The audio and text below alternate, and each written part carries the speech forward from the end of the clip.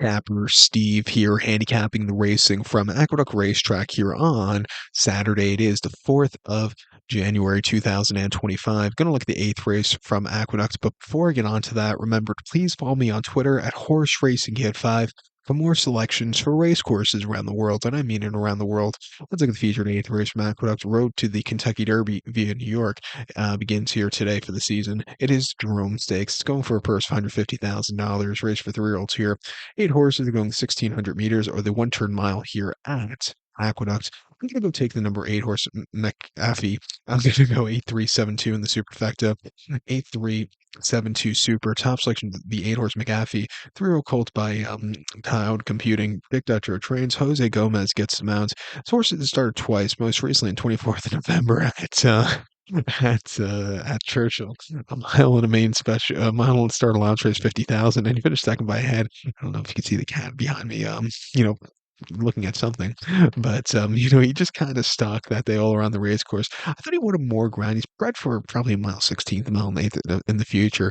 But coming here today, off that race last time out, I thought he ran his heart out. Coming here back to a mile, facing all the horses again for the first, back here facing these horses again. I think he can find a trip to win. This cat's getting on my nerve. Can't keep my thought. But he ran on debut 1st November at Churchill, 6 furlongs in a main special weight, and he won by 3 1/4 lengths. And he saw a good pace to close up into that day. He sat back early. They were flying on the front end. Pace melted down late, suited up for a closer like him. He went away with it, clearing up that day. That was a very strong run. Came back to run after that with the one-turn mile where he had a decent place. Back at the mile trip, training well locally. I'm going to give him a shot on the ticket.